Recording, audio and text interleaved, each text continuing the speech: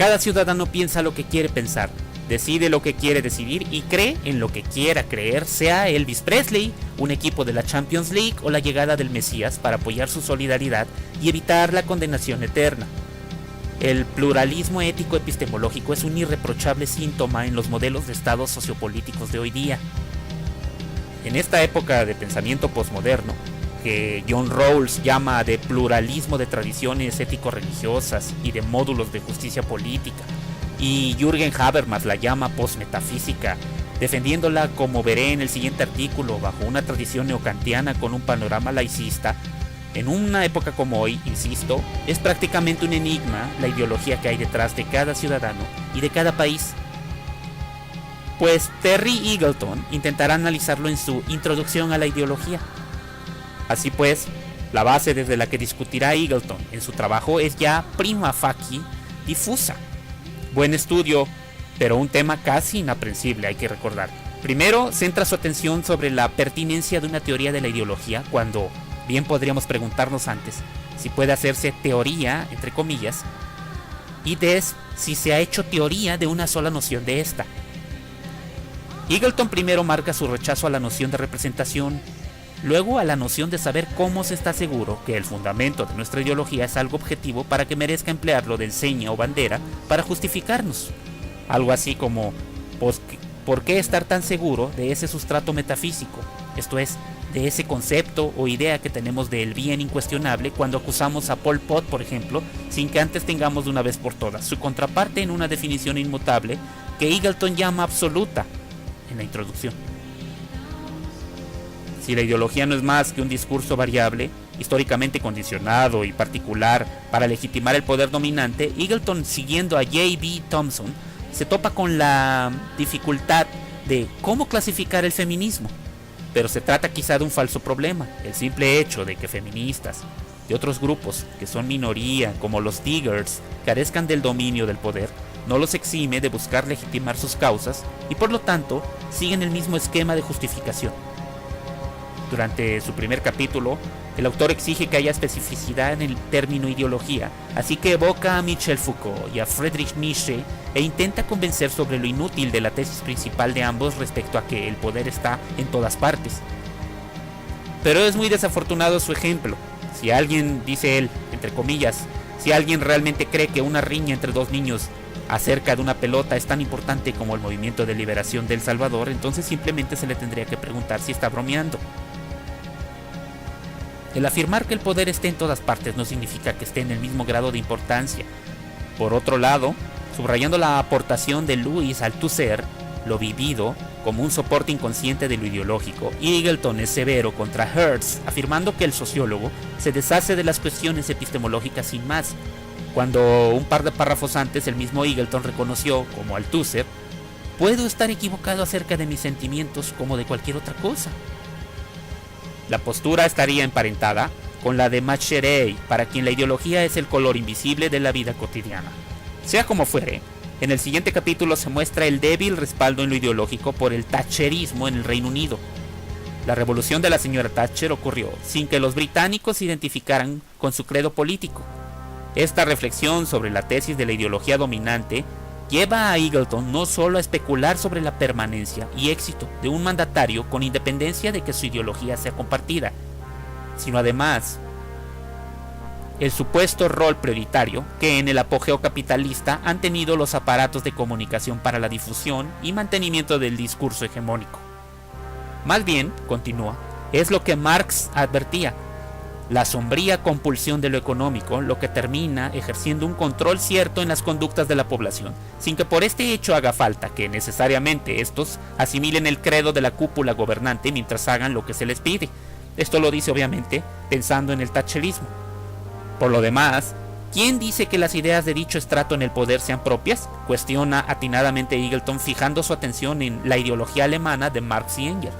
Implica que exista la posibilidad de que las ideas rectoras de su estrategia política, solo de forma accidental o contextual, estén en posesión de la clase en la cúspide del poder. Y creo que Eagleton aquí tiene mucha razón. Si esto es así, si como arguye el autor no es tal la influencia de la ideología en el ámbito práctico, por ejemplo los casos de Thatcher o el propio Napoleón Bonaparte que Conforme asciende en el poder, le incomoda más lo teórico de la ideología, al grado de darle la espalda y romper contra Tracy y el gremio de los demás ideólogos del Instituto Nacional al que antes ovacionaba y pertenecía.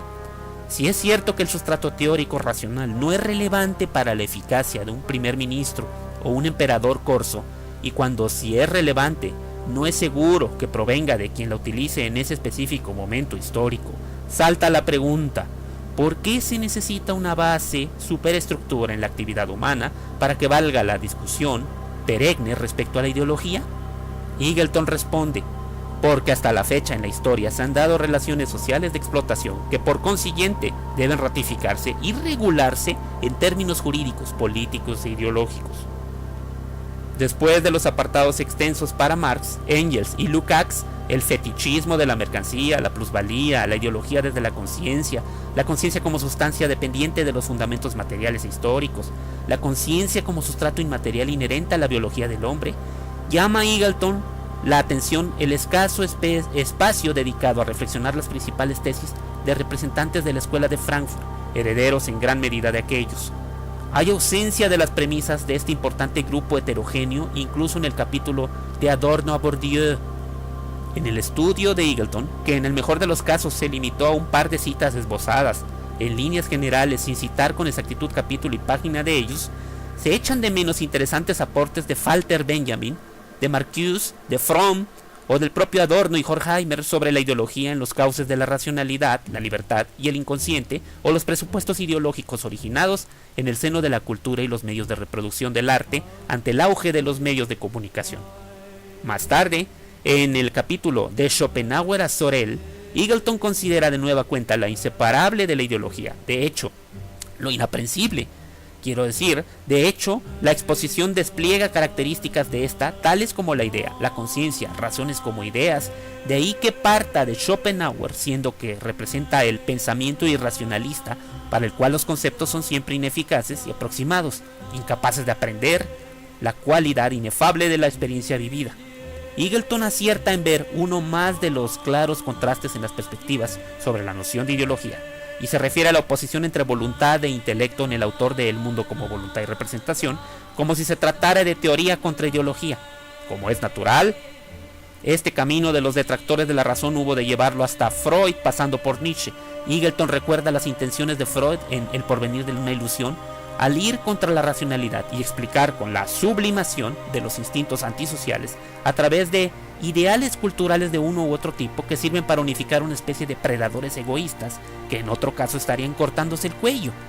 Pero estos ideales pueden empezar a tiranizar excesivamente en sus demandas, exigiendo más renuncia a los instintos que la que podemos tolerar, haciendo enfermar de neurosis. Este es en pocas palabras, el trabajo de Terry Eagleton. Un trabajo, insisto, bastante bien cuidado, aunque con un par de insuficiencias en el terreno, sobre todo de los máximos exponentes de la escuela de Frankfurt.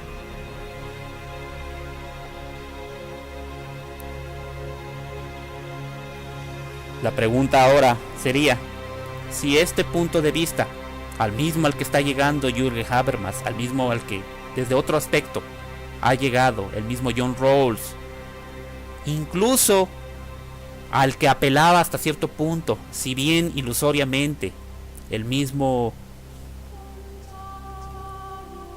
Richard Rorty con su concepto de solidaridad, habría que pensar si esto no termina siendo una crisis de los sistemas de partidos y en este sentido también de los estados.